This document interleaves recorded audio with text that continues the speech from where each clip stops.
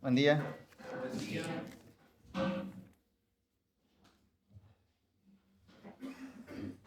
Continuando con la serie, ya la última parte, acerca de la verdadera piedad. Hoy hablaremos sobre cómo andar de la manera que es digno del Señor.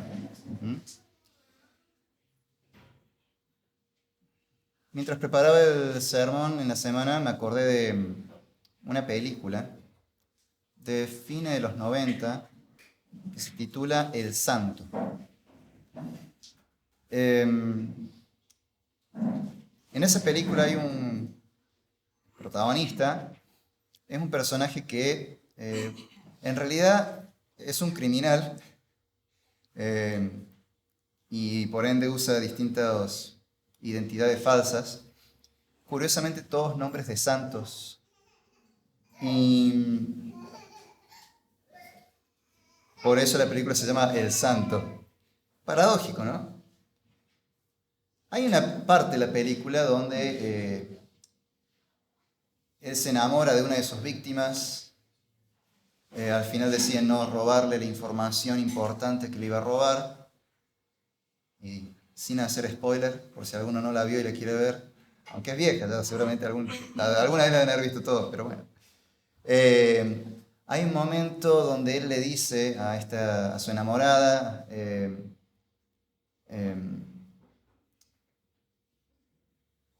una reflexión que él tiene sobre esto a partir de que él usa los nombres de santos.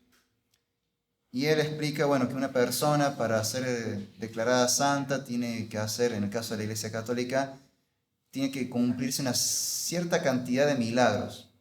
Y la película juega con eso de cosas, buenas acciones que él hace, que deberían ser como los milagros, como para que él sea declarado santo en su conciencia. La pregunta es, ¿qué caracteriza a un santo realmente? ¿Es la cantidad de milagros que hace? ¿La cantidad de veces que él interceda por alguien y Dios responde esa oración? Lo que caracteriza a un santo realmente es la piedad. Es eso lo que caracteriza a un santo. Una vida piadosa. Pero entonces surge la pregunta, ¿en qué consiste la verdadera piedad? En las últimas 2 semanas vimos 2 modelos de falsa piedad. Vimos el antinomista, el hombre liberal que abusa de la gracia de Dios, corrompe el evangelio de la gracia y lo usa como una excusa para pecar. Luego vimos el caso del legalista, que es la persona que abusa de la ley de Dios, la corrompe y da una apariencia de justicia, de piedad, de santidad. Pero si prestamos atención, el legalista, más allá de todo lo minucioso que puede ser en su observancia de la ley de Dios, en realidad termina corrompiendo la ley de Dios con toda esa rigurosidad. Y una característica que tenía era la falta de gracia.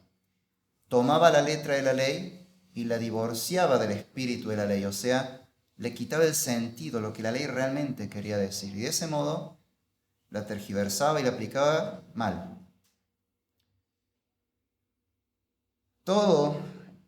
Ambos casos de falsa piedad tenían un denominador común, y es el hecho de que ambos buscan glorificarse a sí mismos, no buscan glorificar a Dios.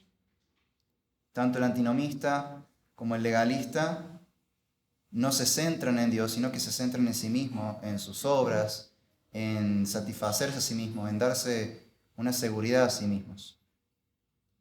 No basados en la gracia de Dios, sino basados en sus propias opiniones. Entonces, ¿en qué consiste la verdadera piedad?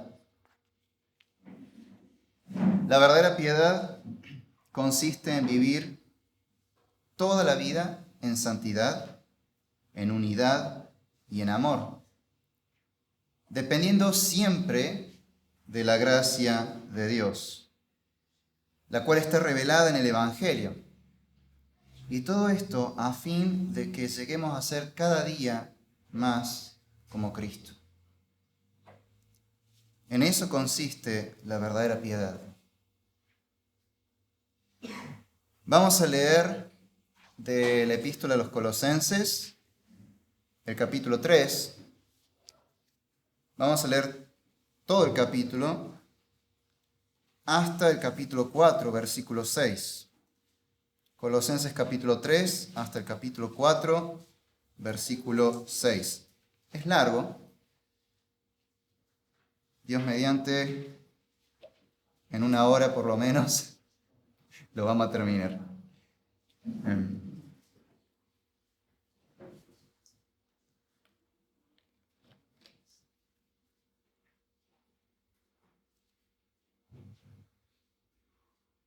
Así dice Colosenses capítulo 3, versículo 1 hasta el capítulo 4, versículo 6. Si ustedes pues han resucitado con Cristo, busquen las cosas de arriba donde está Cristo sentado a la diestra de Dios. Pongan la mira en las cosas de arriba, no en las de la tierra. Porque ustedes han muerto y su vida está escondida con Cristo en Dios. Cuando Cristo, nuestra vida, sea manifestado, entonces ustedes también serán manifestados con Él en gloria.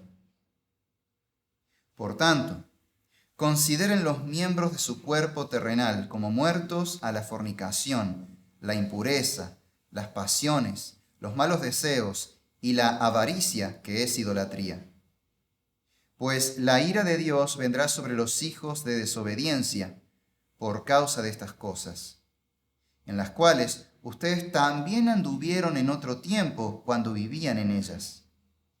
Pero ahora desechen también todo esto: ira, enojo, malicia, insultos, lenguaje ofensivo de su boca.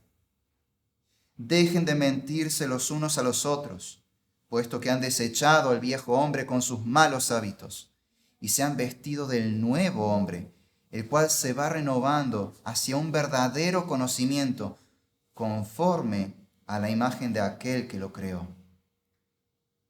En esta renovación no hay distinción entre griego y judío, circunciso e incircunciso, bárbaro, escita, esclavo o libre, sino que Cristo es todo y en todos. Entonces ustedes, como escogidos de Dios, santos y amados, revístanse de tierna compasión, bondad, humildad, mansedumbre y paciencia, soportándose unos a otros y perdonándose unos a otros si alguien tiene queja contra otro. Como Cristo los perdonó, así también háganlo ustedes. Sobre todas estas cosas, vístanse de amor, que es el vínculo de la unidad. Que la paz de Cristo reine en sus corazones, a la cual en verdad fueron llamados en un solo cuerpo, y sean agradecidos. Que la palabra de Cristo habite en abundancia en ustedes, con toda sabiduría, enseñándose y amonestándose unos a otros, con salmos, himnos y canciones espirituales, cantando a Dios con acción de gracias en sus corazones. Y todo lo que hagan, de palabra o de hecho, háganlo todo en el nombre del Señor Jesús, dando gracias por medio de Él a Dios el Padre. Mujeres, estén sujetas a sus maridos como conviene en el Señor.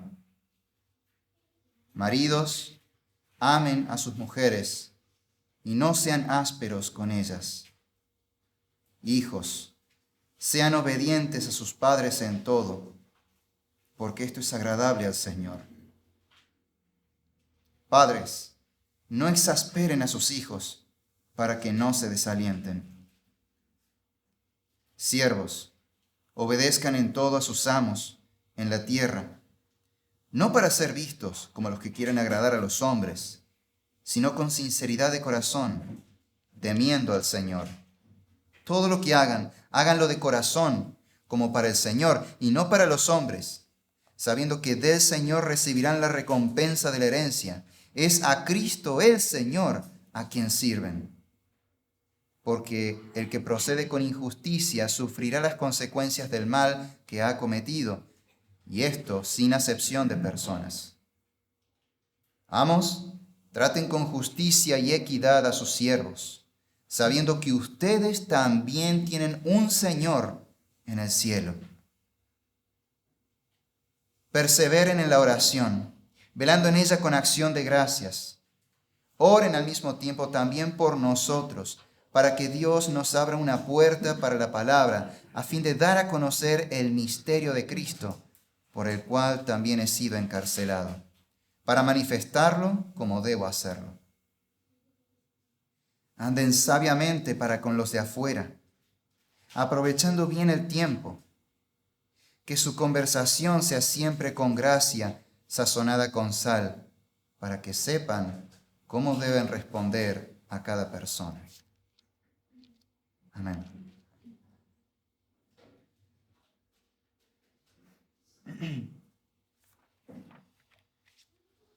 Esta parte de la epístola está dentro de una sección que es muy característica de las epístolas de Pablo. Si uno toma todas las epístolas de Pablo, va a notar que hay una primera parte y una segunda parte. En la primera parte es lo que se suele llamar una parte indicativa. Es una exposición del Evangelio. En todas sus epístolas, Pablo dice cuál es nuestra situación delante de Dios como pecadores. Expone el Evangelio, nos muestra el camino a la salvación y explica lo que Dios hizo en nuestras vidas.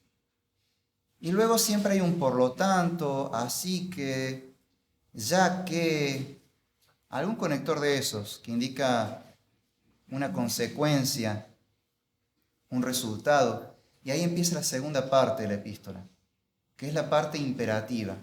Son unas indicaciones, mandamientos de cómo debemos vivir, dado que ya no somos esclavos del pecado, sino que ahora somos esclavos de Cristo. Ya no estamos muertos en el pecado, ahora estamos vivos en Cristo. Ya no estamos perdidos, ahora somos salvos. Por lo tanto, debemos andar como es digno del Señor. Debemos obedecer sus mandamientos. Y ahí comienza toda esa parte imperativa donde Pablo dice qué debemos hacer. A partir del capítulo 3 encontramos eso. Es esa parte imperativa. Pablo nos dice, ustedes ya han resucitado, por lo tanto, vivan de esta manera, anden de forma piadosa. ¿Qué sabemos de esta epístola a los Colosenses? Como para poder entender bien la idea detrás de todo lo que dice. Esta es una de las llamadas epístolas de la prisión. Pablo la escribió estando preso. Hay varias epístolas que escribió estando preso. Efesios, que es muy parecida a Colosenses. Filipenses es otra carta. Curiosamente hay ciertos temas que se repiten en las tres. Hay varias epístolas. Serían las que llamamos epístolas de la prisión porque se escribió en esa situación. Y él las escribe a estas iglesias que están en lo que en ese entonces sería la provincia romana de Asia, actual Turquía. Precisamente para resolver por un lado para alentar a la iglesia y por otro lado para resolver alguna cuestión particular. En el caso de los colosenses hay un problema muy puntual. Pero ¿quiénes eran estos colosenses? ¿De dónde salió esta iglesia? Si uno lee Hechos, Pablo nunca pasó por ahí. Bueno, algunos creen que sí pasó por ahí, pero al parecer, por lo que dice la carta acá mismo, en realidad quien fundó la iglesia en Colosa fue un colaborador de él, Epafras, a quien menciona en esta epístola. Por lo que tenemos de la epístola, la iglesia en Colosa fue fundada por Epafras, uno de sus consiervos, un compañero, un colega de Pablo, y le pasa un reporte. Y Pablo, entonces, ora por la iglesia en Colosas. Puntualmente, ¿qué pide por ellos? Ora por la madurez espiritual de los colosenses, para que permanezcan firmes en el Señor, conociendo cada vez más al Señor, creciendo en el Evangelio y así, al final puedan vivir una vida piadosa, de verdadera piedad. Eso lo encontramos, por ejemplo, en el capítulo 1, en los versículos 9 y 10. Por esta razón, también nosotros desde el día que lo supimos, no hemos cesado de orar por ustedes, pidiendo que sean llenos del conocimiento de su voluntad en toda sabiduría y comprensión espiritual. ¿Para qué? Para que anden como es digno del Señor, haciendo en todo lo que le agrada, dando fruto en toda buena obra y creciendo en el conocimiento de Dios. Ora para que ellos crezcan en el conocimiento de Dios y permanezcan firmes en el Evangelio de Cristo, para que así cada día anden como es digno del Señor Jesús, vivan una vida de verdadera piedad. Entonces Pablo les recuerda el Evangelio para exhortarlos a permanecer bien cimentados en Cristo, en la fe tal como les fue enseñado por Epafras, y no se desvíen tras los engaños de falsos maestros o de falsos creyentes. Eso lo encontramos ahí nomás en en el capítulo 1, versículos 13 al 23, es toda una exposición del Evangelio, que dice lo siguiente: porque Él, refiriéndose a Dios, Él nos libró del dominio de las tinieblas y nos trasladó al reino de su Hijo amado, en quien tenemos redención, el perdón de los pecados. Él es la imagen del Dios invisible, el primogénito de toda creación, porque en Él fueron creadas todas las cosas, tanto en los cielos como en la tierra, visibles e invisibles, ya sean tronos o dominios o poderes o autoridades. Todo ha sido creado por medio de Él y para Él. Y Él es antes de todas las cosas, y en Él todas las cosas permanecen. Él es también la cabeza del cuerpo, que es la iglesia. Él es el principio, el primogénito de entre los muertos, a fin de que Él tenga en todo la primacía. Porque agradó al Padre que en Él habitara toda la plenitud, y por medio de Él reconciliar todas las cosas consigo, habiendo hecho la paz por medio de la sangre de su cruz, por medio de Él, repito, ya sean las que están en la tierra o las que están en los cielos. Y aunque ustedes antes estaban alejados y eran de ánimo hostil, ocupados en malas obras, sin embargo, ahora Dios los ha reconciliado en Cristo, en su cuerpo de carne, mediante su muerte, a fin de presentarlos santos, sin mancha e irreprensibles delante de Él. Esto Él hará, si en verdad permanecen en la fe, bien cimentados y constantes, sin moverse de la esperanza del Evangelio que han oído, que fue proclamado a toda la creación debajo del cielo, y del cual yo, Pablo, fui hecho ministro. Una clarísima exposición del Evangelio. Nosotros antes estábamos lejos de Dios, éramos hostiles a Dios, éramos sus enemigos, preferíamos el pecado. Pero Dios, en su gracia, nos amó sin que lo mereciéramos. Se acercó a nosotros y nos reconcilió con Él.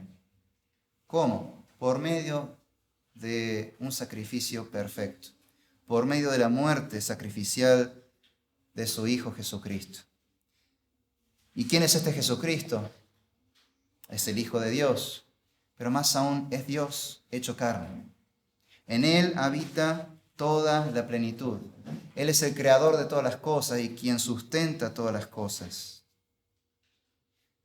De esta manera, Pablo también está empezando a contrarrestar las herejías que amenazaban a la iglesia en ese entonces, que predicaban un Cristo diferente y también un evangelio diferente, un evangelio de salvación por obras, y a un Cristo que en realidad era una creación, pero no era Dios. Pablo acá deja bien claro, Jesús es Dios hecho carne, la segunda persona de la Santísima Trinidad, el Salvador. Y en Él nosotros tenemos el perdón de pecados. Y los exhorta a mantenerse firmes en este evangelio, el verdadero evangelio.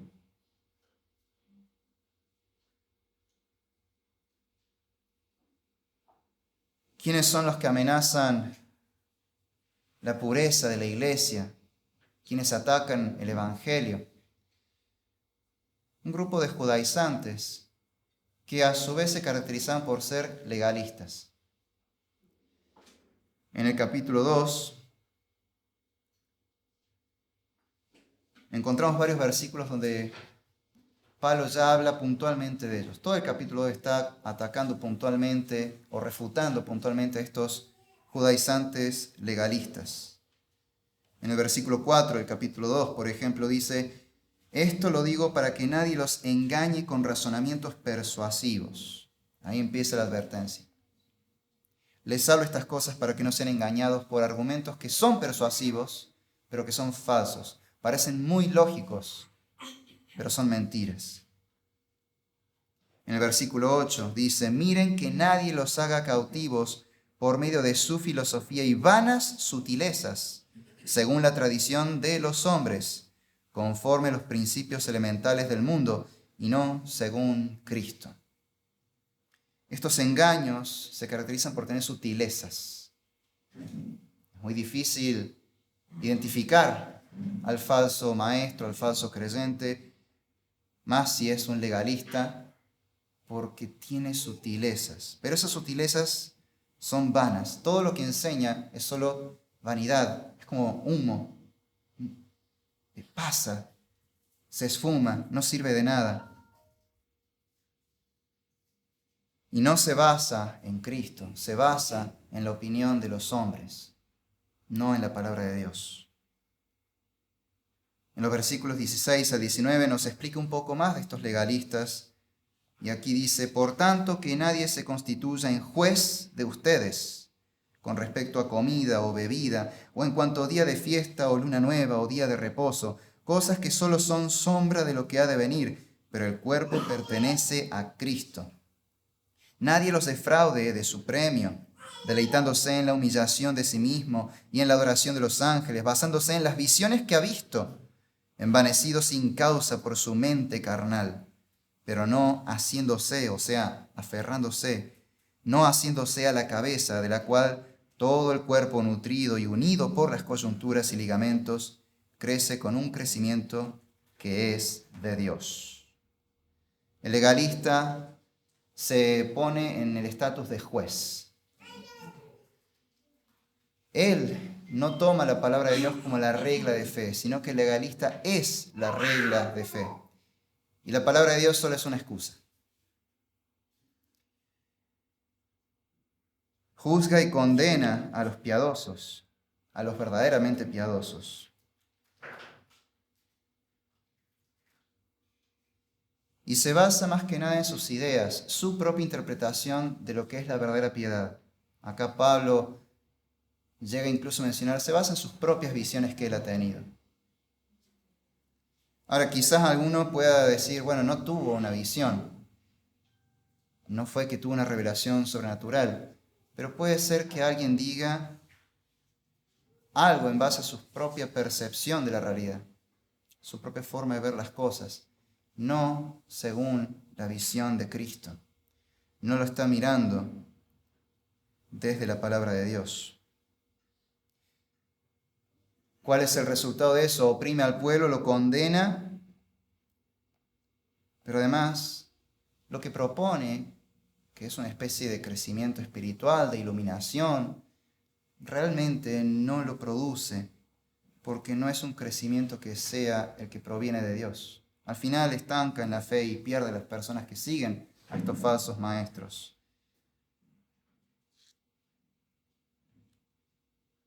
El corazón de esta epístola consiste en una exhortación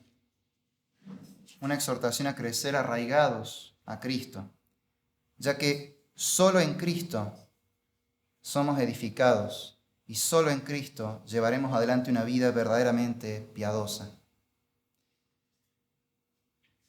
Eso lo podemos encontrar, por ejemplo, en el capítulo 2, versículos 6 y 7.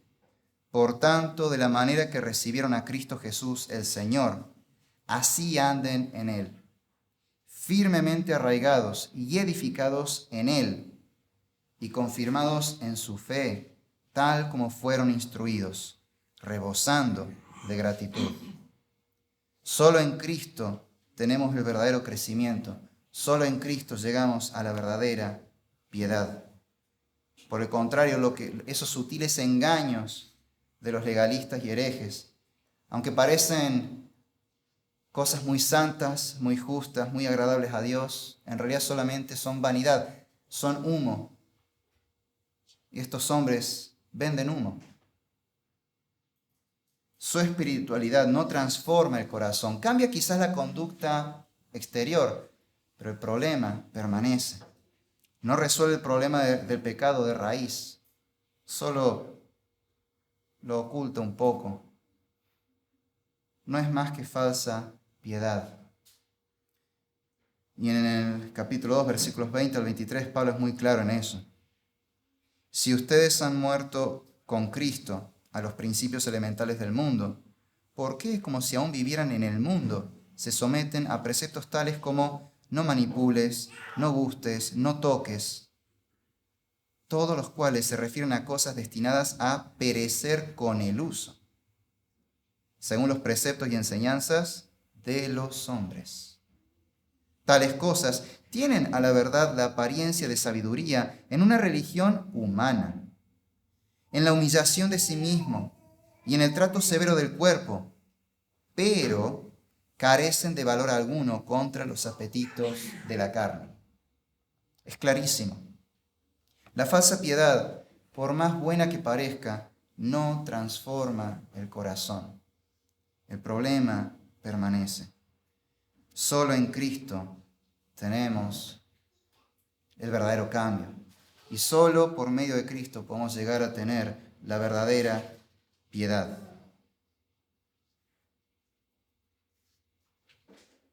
Y así comienza el capítulo 3, nuestro pasaje, que nos explica cómo es que en Cristo podemos vivir una vida de verdadera piedad. Cómo es que en Cristo podemos andar como es digno del Señor.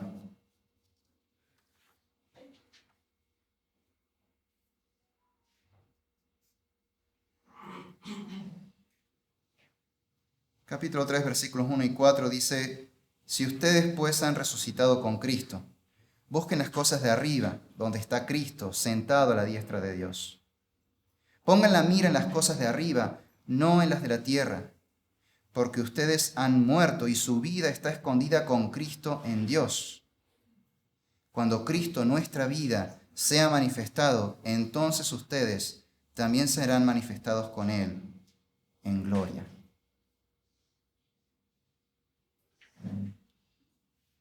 Nos exhorta a aprender más de Cristo.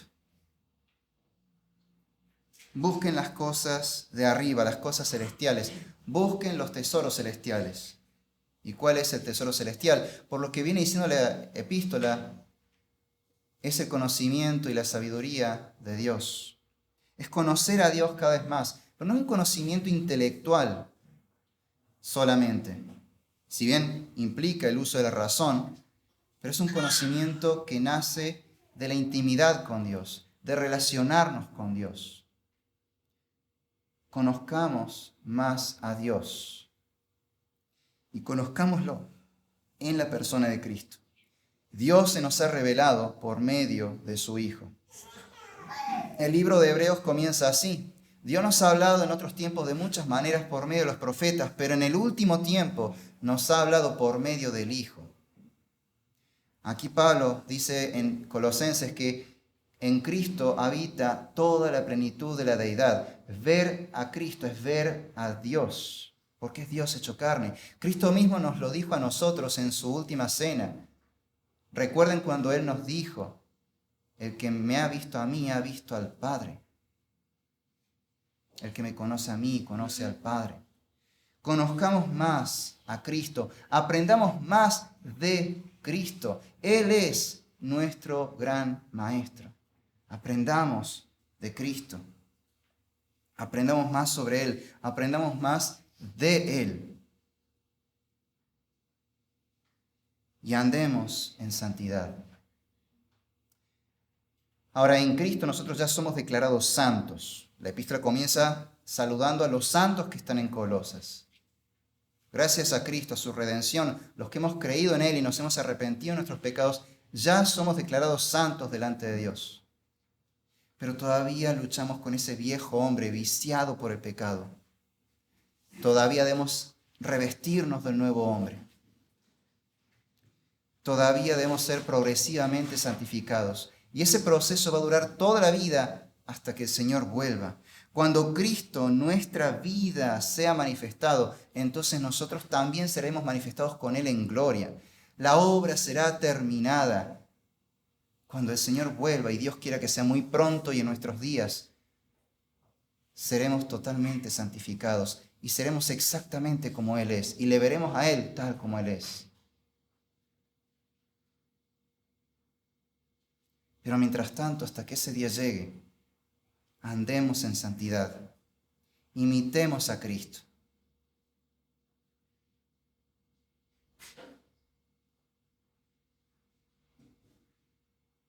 Los versículos 5 al 10 nos hablan de cómo se debe vivir entonces concretamente esa santidad, esa vida digna del Señor, esa verdadera piedad. Por tanto, consideren los miembros de su cuerpo terrenal como muertos a la fornicación, a la impureza, a las pasiones, los malos deseos y la avaricia, que es idolatría. Pues la ira de Dios vendrá sobre los hijos de desobediencia por causa de estas cosas, en las cuales ustedes también anduvieron en otro tiempo cuando vivían en ellas. Pero ahora desechen también todo esto: ira, enojo, malicia, insultos, lenguaje ofensivo de su boca. Dejen de mentirse los unos a los otros, puesto que han desechado el viejo hombre con sus malos hábitos y se han vestido del nuevo hombre, el cual se va renovando hacia un verdadero conocimiento conforme a la imagen de aquel que lo creó. Abandonen los pecados de su vieja vida. Esa es la exhortación, ese es el mandamiento. Abandonen los pecados en los cuales antes se gozaban. Dejen los malos hábitos del pasado, cambien su conducta, cambien esos deseos. Abandonen el pecado. Pero no solamente las acciones y los hábitos, también los pensamientos, los malos deseos. Si miramos la lista de pecados que menciona, algunos son acciones concretas, pero otros son cuestiones que pasan por la mente, por el corazón, cosas que la mayoría no ve, pero que Dios sí las ve.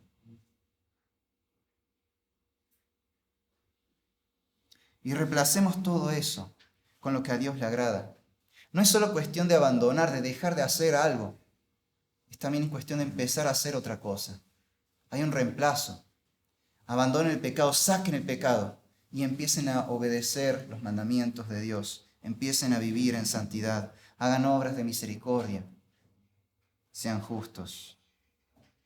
Esto es muy parecido a lo que dice Pablo a los Efesios en el capítulo 4. Pablo en la epístola a los Efesios capítulo 4 versículos 31 y 32 dice algo muy parecido. Sea quitada de ustedes toda amargura, enojo, ira, gritos, insultos, así como toda malicia. Sean más bien, y aquí viene el reemplazo, sean más bien amables unos con otros, misericordiosos, perdonándose unos a otros, así como también Dios los perdonó en Cristo. Y en esta epístola se nos dice lo mismo. Se explaya más. Nos dice que nos vistamos del nuevo hombre, que está hecho a la imagen de aquel que lo creó. El nuevo hombre es la imagen de Cristo. Hay un paralelo acá con la creación. Dios creó al hombre a su imagen y semejanza. Puso en el ser humano sus cualidades, ciertos atributos que le comunicó al ser humano.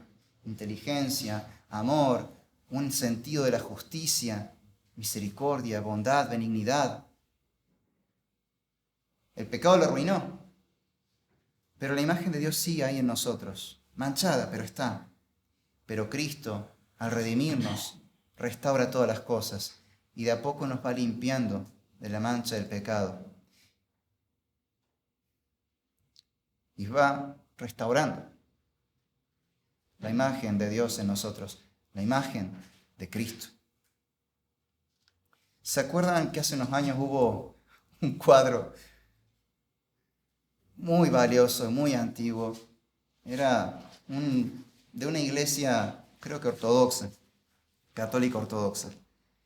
Era un retrato creo que de Jesús. Y lo iban a restaurar.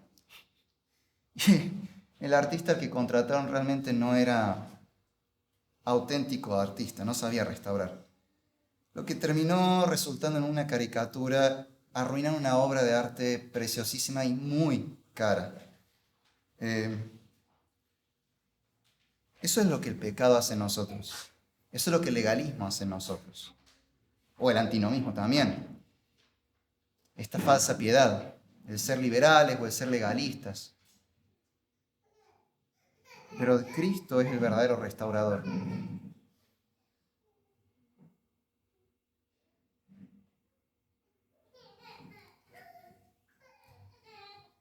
Y esto debe llevarnos a pensar a no usar nuestra libertad cristiana como una excusa para pecar.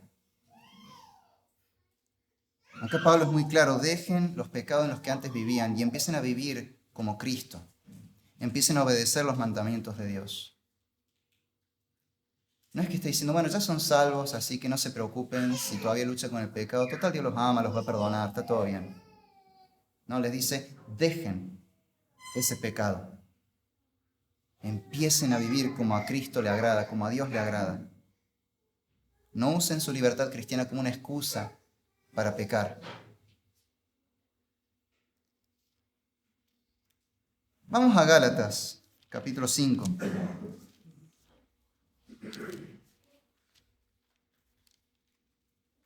Gálatas capítulo 5, precisamente también combatiendo a los legalistas.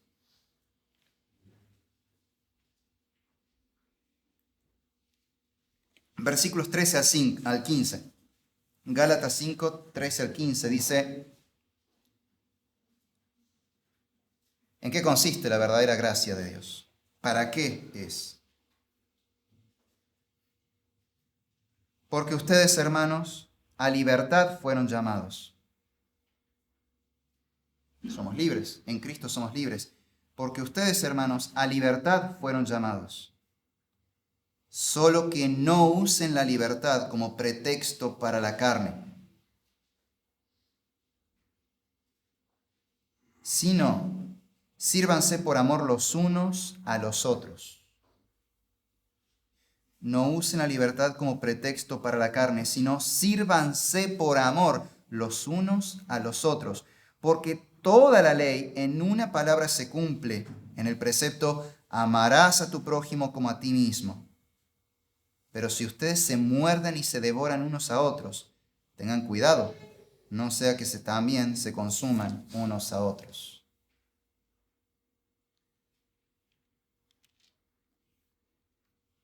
El verdadero creyente no usa su libertad en Cristo para pecar.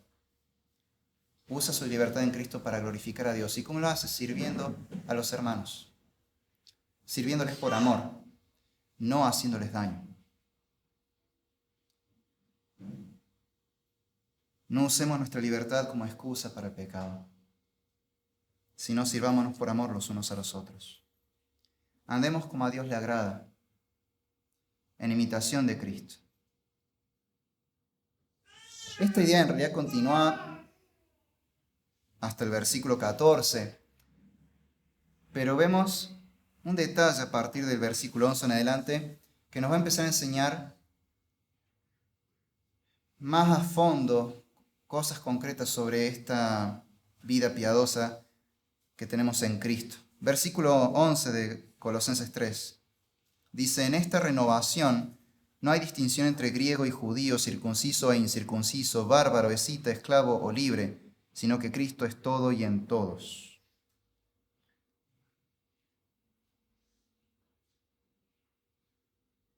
Nos está diciendo que debemos ser unidos. Cristo ya nos unió a sí mismo. Al reconciliarnos con Dios, nos unió con Dios el Padre y con Dios el Espíritu Santo. Estamos unidos a Dios, al Dios Trino, en Cristo. Y por esa razón somos parte de su cuerpo, todos nosotros. Y por esa razón debemos estar todos unidos entre nosotros también, dependiendo de Cristo, estando al mismo tiempo unidos a la cabeza que es Cristo.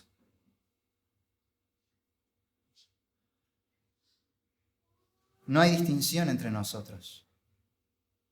No hay motivo para estar divididos. No hay motivo para estar enemistados. No hay razón que sea lo suficientemente justa para despreciarnos unos a otros. Debemos ser unidos.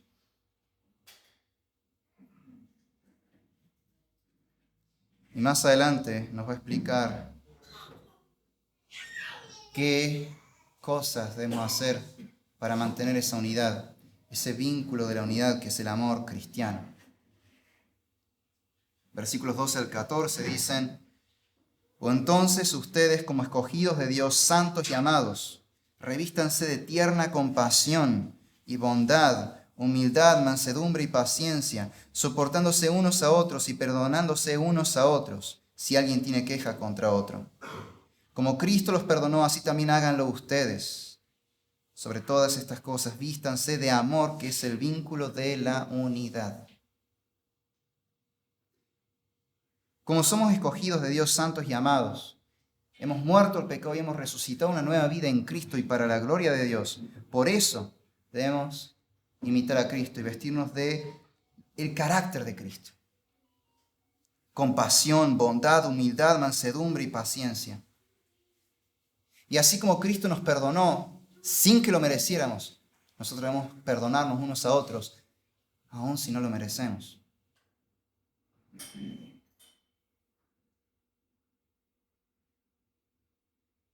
En eso consiste el verdadero amor. Y eso hace posible la verdadera unidad en la iglesia, en el cuerpo de Cristo. Debemos tener el carácter de Cristo.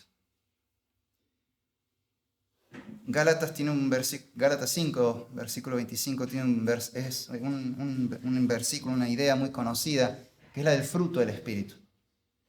El fruto del Espíritu es un solo fruto, pero tiene 9 rasgos, 9 características. Mas el fruto del Espíritu es amor, gozo, paz, paciencia, benignidad, bondad, fe, mansedumbre y templanza. Una persona con estas características, con estas cualidades, es una persona intachable. Por eso el versículo termina diciendo: contra tales cosas no hay ley. No hay ley que lo acuse, que lo condene, porque es una persona irreprochable, intachable. No quiere decir que sea perfecta, significa que se ha tallado en él, se ha forjado en él el carácter de Cristo. Ese es el fruto del Espíritu, el carácter de Cristo en nosotros. Y ese carácter de Cristo se caracteriza por esos rasgos que acá aparecen en Colosenses como la bondad, la mansedumbre, la paciencia, la compasión, la humildad y el perdón a los demás. Hermanos, cultiven las virtudes cristianas. Ocúpense, esfuércense por cultivar las virtudes cristianas, por cultivar el carácter de Cristo.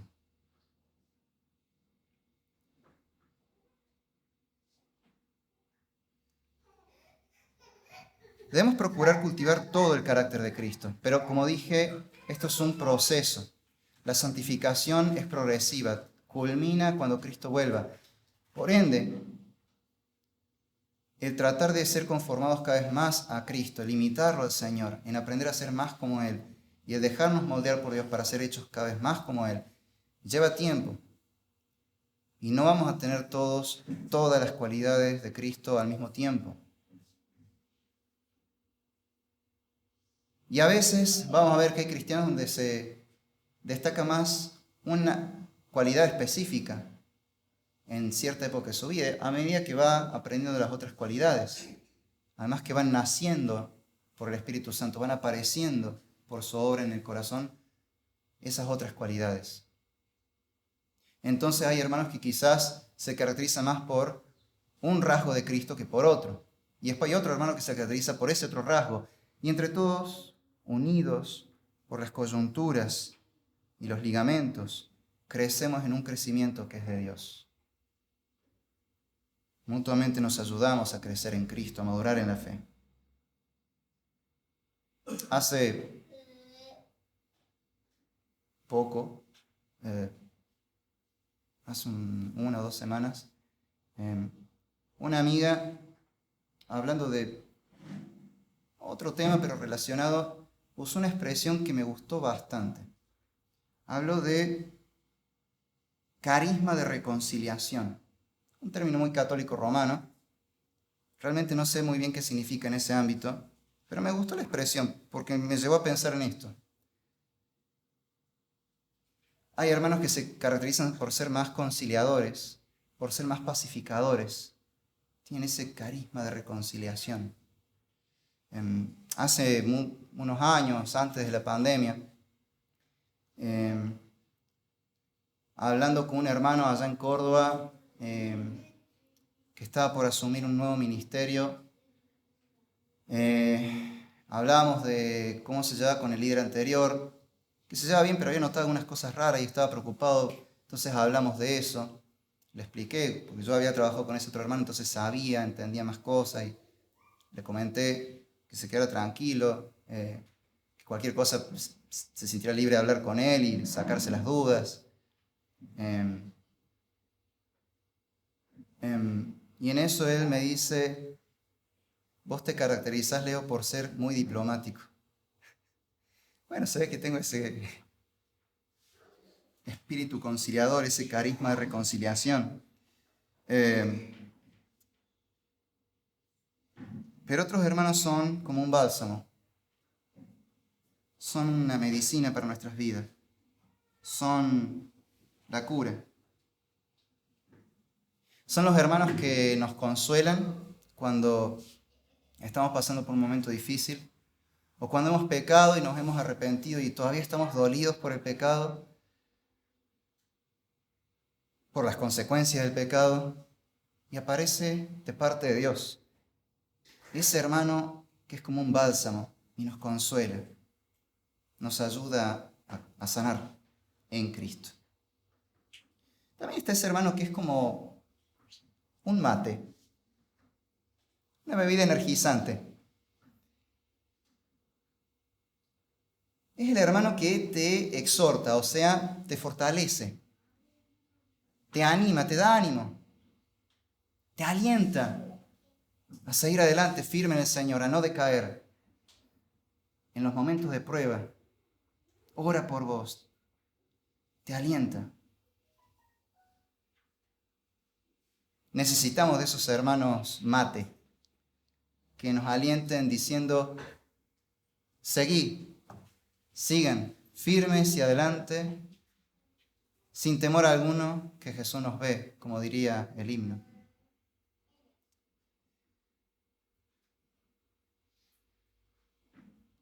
También tenemos un hermano que está bueno tener, y todos lo necesitamos, pero a veces no nos gusta: el hermano lija.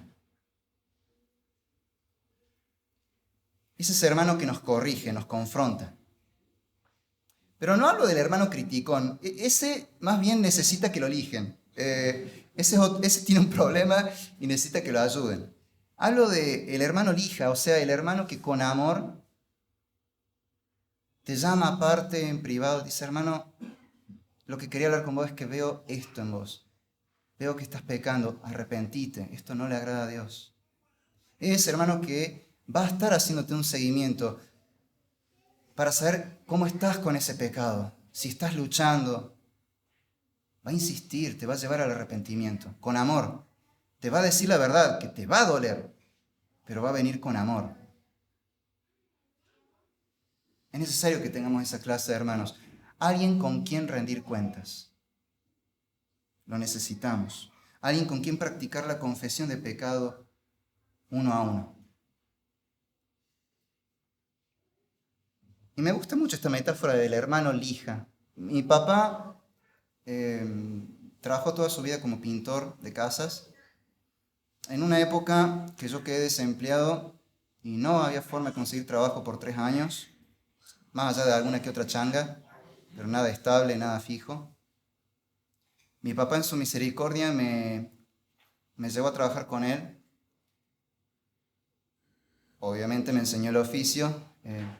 De todas formas, no duró mucho tiempo porque al poco tiempo conseguí el trabajo donde estoy ahora. Así que no aprendí mucho del oficio. Si alguno necesita que le pinten la casa, no me contrate si quiere que las cosas salgan bien.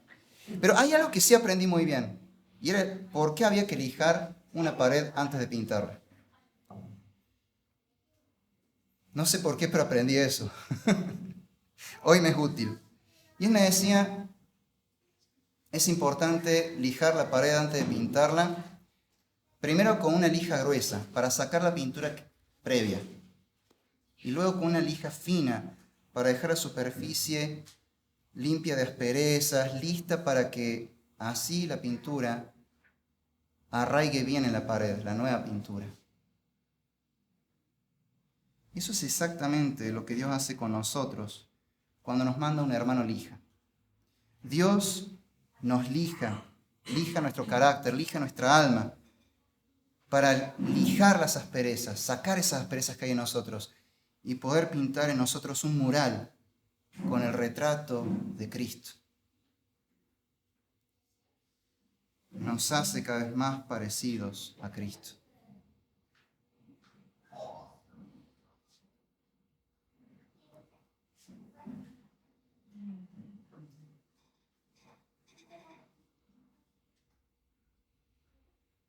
Versículos 15 al 17. Que la paz de Cristo reine en sus corazones, a la cual en verdad fueron llamados en un solo cuerpo, y sean agradecidos.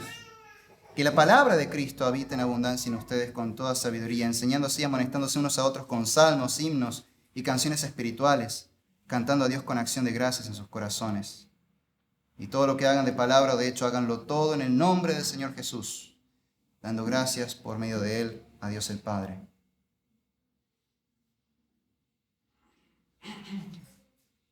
Nos habla de la paz de Cristo entre nosotros, de la palabra de Cristo entre nosotros y de hacer todo en el nombre de Cristo.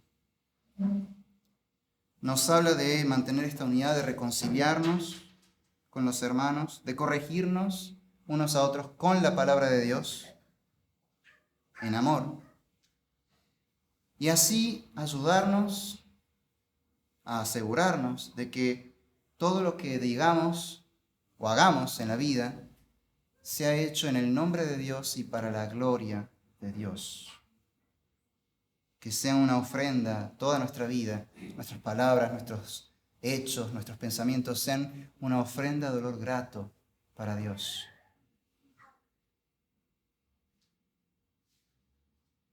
¿Y cómo es que glorificamos a Dios en todos los aspectos de la vida? Pablo entonces nos habla de nuestras relaciones. Nos habla de nuestras relaciones en la familia, en el trabajo y por último también de las relaciones con los no creyentes, con los de afuera. En los versículos 18 al 19 nos habla de la relación entre marido y mujer. Mujeres estén sujetas a sus maridos como conviene en el Señor. Maridos amen a sus mujeres y no sean ásperos con ellas.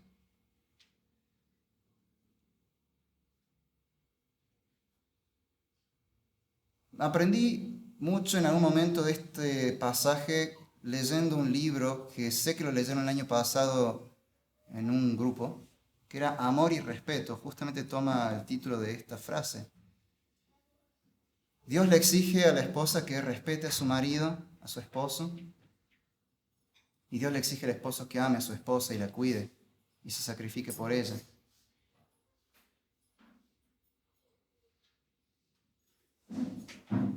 Esa es una forma en la que en el matrimonio los esposos pueden glorificar a Dios con sus palabras y acciones, aprendiendo a respetarse y amarse como el Señor manda. Luego habla a los hijos y les recuerda que ellos honran a Dios cuando honran a sus padres. Hijos, sean obedientes a sus padres en todo, porque esto es agradable al Señor. Pero hay un problema. ¿Qué pasa si nuestros padres no son buenas personas? ¿Qué pasa si nuestro padre es un padre ausente o un padre que se borró en una época y luego volvió, generalmente para pedir algo? O si son malos, tienen mal carácter, si nos maltratan. Un liberal diría, tengo derecho, permiso, toda la razón justa para no honrarlo. Pero Dios dice, honra a tu padre y a tu madre como se te ha mandado. En Deuteronomio se repite ese mandamiento y de esa manera, como diciendo, no hay excusa. Honra a tu padre y a tu madre, no importa que sean malos. Claro, hay muchas formas de honrar a un padre y a una madre. Puede ser obedeciéndolos o puede ser simplemente con el respeto. Aprendiendo a tratar con ellos de una forma que no los deshonre. Tal vez en algún momento simplemente callarnos y no contestar. Porque sabemos que no tiene sentido, que no va a ir a buen puerto. Pero no dejemos de honrar a nuestros padres, por más que no parezcan dignos a nuestros ojos. Obviamente no vamos a obedecer a nuestros padres si ellos nos ordenan hacer algo que va en contra de Dios. En esos casos, hay que obedecer primero a Dios antes que a los hombres. Pero aún así, honremos a nuestros padres y madres. Y a los padres les dice que críen a sus hijos con cuidado, con amor, no oprimiéndolos, no lastimándolos, no con, podríamos pensar, con legalismos, en el caso de una educación demasiado estricta, ni con maltrato. Padres, no exasperen a sus hijos para que no se desalienten. Los padres deben educar a sus hijos de tal forma que los hijos no se vean desalentados, tanto en la fe como en la vida. El padre debe apuntalar al hijo y ayudarlo a que el hijo pueda salir adelante. Y eso se puede hacer de muchísimas maneras. Mi padre, por ejemplo, me dio trabajo cuando yo lo necesitaba y no podía conseguir de ninguna manera después de 3 años. Y no es que había buscado el mismo trabajo, había buscado todo tipo de trabajo, incluso de rubros para los cuales yo no tenía ni idea. Y no conseguía nada, nada estable. Era un tiempito y listo, se terminó el trabajo. Y desempleado otra vez. Y mi padre me sostuvo y no me reclamó nunca nada. Me sostenía económicamente, nunca me reprochó nada, ni dijo, sos un vago, andate de casa. Sabía muy bien cuál era la situación mía, el revés económico por el que había pasado. Y cuando se dio cuenta, él mismo me ofreció el trabajo. Hasta que consiguiera algo mejor, algo más estable. Y eso que mi padre, yo no sé si es cristiano. Creo que sí, pero por ahí tiene cosas en su carácter que me hacen dudar. Aunque últimamente veo que él busca mucho de Dios. Tal vez sí lo es.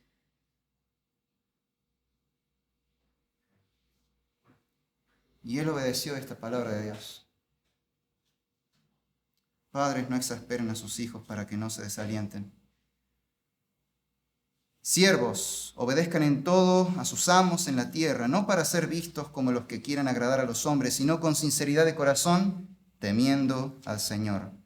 Todo lo que hagan, háganlo de corazón como para el Señor y no para los hombres, sabiendo que del Señor recibirán la recompensa de la herencia. Es a Cristo el Señor a quien sirven, porque el que procede con injusticia sufrirá las consecuencias del mal que ha cometido, y eso sin acepción de personas. Acá le está hablando a los siervos. En esa época los siervos también eran parte de la familia. Hoy lo aplicaríamos a los empleados, que creo que somos la mayoría. Salvo que alguno sea afortunado y sea su propio jefe, o jefe de alguien. No es mi caso. Somos empleados la mayoría, me parece. Empleados, siervos, trabajen con excelencia, eso es lo que está diciendo el Señor. Trabajen con excelencia, con responsabilidad, porque ese es su servicio al Señor. Con su trabajo están glorificando a Dios. A veces pensamos que servir al Señor es solamente hacer actividades en la iglesia. Servir a Dios es en realidad hacer todo lo que haces en tu vida. Cuando trabajas, estás sirviendo a Dios. No importa que el jefe sea una mala persona, un mal jefe, que te pague mal. Uf, y sí que puedo hablar de eso yo. Eh, no importa. Trabaja con excelencia, porque estás sirviendo a Dios. Con tu trabajo estás glorificando a Dios. Y al final de cuentas, Dios te va a hacer que le rindas cuenta a Él. Si no fuiste justo en tu trabajo, si no fuiste honrado, si no fuiste responsable, si no trabajaste con excelencia, si te hiciste el vivo, Cristo te va a pedir cuentas de eso. No va a hacer acepción de personas. Pero no se limita a decirle esto a los empleados, a los siervos. También le habla a los amos, a los jefes, o a cualquiera que tenga una posición de liderazgo, un encargado, un gerente. Amos, traten con justicia y equidad a sus siervos, sabiendo que ustedes también tienen un Señor en el cielo. O sea, jefes, sean justos con sus empleados. ¿Por qué? Porque ustedes tienen un jefe supremo. Ustedes también son siervos. Ustedes le sirven al Señor. Y a Él también le rendirán cuentas. Y Dios no va a hacer acepción de personas. Perseveren en la oración, velando en ella con acción de gracias. Oren al mismo tiempo también por nosotros, para que Dios nos abra una puerta para la palabra, a fin de dar a conocer el misterio de Cristo, por el cual también he sido encarcelado, para manifestarlo como debo hacerlo. Perseveremos en la oración. No solo en la oración por las cosas que nos pasan a nosotros, también oremos intercediendo por los demás, unos por otros. Y con acción de gracias también, alabando al Señor por sus bendiciones. Y oremos al mismo tiempo por los maestros de la palabra, por los predicadores, por los pastores, por los ancianos, por los misioneros, por los líderes de un ministerio que enseña la palabra de Dios. Oremos por todos los que son maestros de la palabra, para que puedan ellos cumplir con su ministerio como Dios manda. Y por último, cuidemos nuestra conducta y nuestras conversaciones con los incrédulos. Anden sabiamente para con los de afuera, aprovechando bien el tiempo. Que su conversación sea siempre con gracia sazonada con sal, para que sepan cómo deben responder a cada uno. Cuidemos nuestras relaciones con el mundo. ¿En qué clase de conversaciones nos inmiscuimos? ¿En qué clase de conversaciones participamos? ¿Cómo hablamos? ¿Hablamos las mismas inmundicias que el mundo cuando estamos con el mundo? ¿O más bien nos apartamos de ese tipo de conversaciones? Tenemos varios dichos que hablan un poco del cuidado de nuestras relaciones. El que mal anda, mal acaba. Dime con quién andas y te diré quién eres.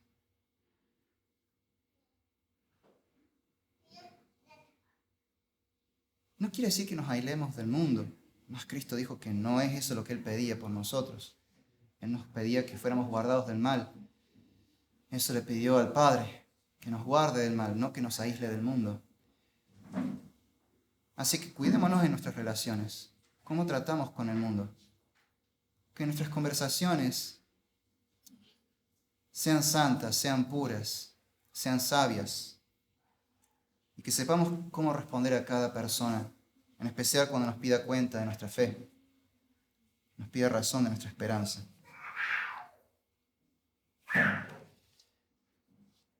Ahora, todo esto va dirigido a los creyentes, a los que han nacido nuevo, pero ¿qué es si alguien no lo es? Tal vez alguno acá todavía está muerto en sus pecados, todavía anda en los pecados que Pablo exhorta que abandonemos.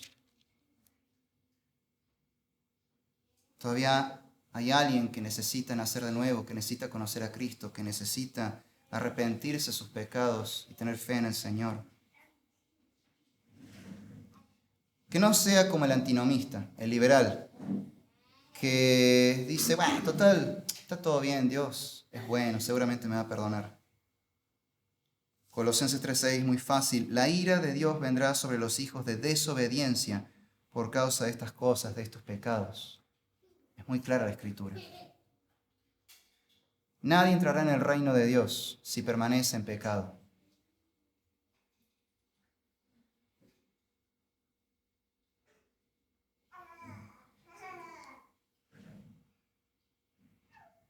Ser moralista tampoco sirve, porque capaz que tengamos la actitud del legalista, tal vez no del liberal, del antinomista que va, Dios es amor, me perdona.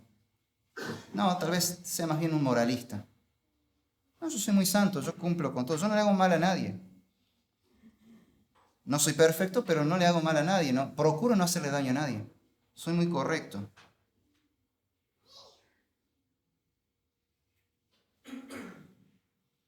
Recordemos lo que dice justamente el último versículo del capítulo 2 de Colosenses. Tales cosas tienen a la verdad la apariencia de sabiduría en una religión humana, en la humillación de sí mismo y en el trato severo del cuerpo, pero carecen de valor alguno contra los apetitos de la carne. Podrás ser muy correcto, muy moral, pero seguís muerto en tus pecados. Tenés que arrepentirte.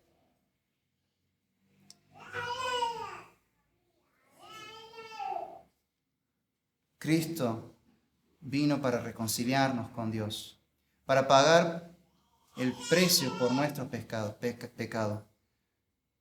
El castigo que era para nosotros, Él lo recibió, para que nosotros podamos estar en paz con Dios y vivir una vida verdaderamente piadosa, que glorifique al Señor. Aprendemos entonces a andar como es digno el Señor. Aprendamos a andar en la verdadera piedad. Si ustedes pues han resucitado con Cristo, busquen las cosas de arriba donde está Cristo sentado a la diestra de Dios. Pongan la mira en las cosas de arriba, no en las de la tierra, porque ustedes han muerto y su vida está escondida con Cristo en Dios. Cuando Cristo, nuestra vida, sea manifestado, entonces ustedes también serán manifestados con Él en gloria. Oremos. Amado Padre, gracias por tu palabra. Gracias por enseñarnos cuál es la verdadera piedad. Señor, moldéanos, haznos cada día más parecidos a Cristo. Que realmente andemos como es digno del Señor. Que seamos de verdad piadosos. Líbranos de ese liberalismo, ese antinomismo de usar la libertad que nos das como una excusa para pecar. Líbranos del legalismo, de una falsa piedad que da apariencia de justicia pero no sirve para nada. Haznos verdaderamente piadosos, Señor. Haznos más como Cristo. Ayúdanos como iglesia a ayudarnos unos a otros, a exhortarnos y corregirnos según tu palabra con amor para ser más como Cristo. Que tu Espíritu Santo nos guíe y nos santifique hasta que tú vuelvas, Señor. En el nombre de Jesús oramos. Amén. Amén. Gracias y paz.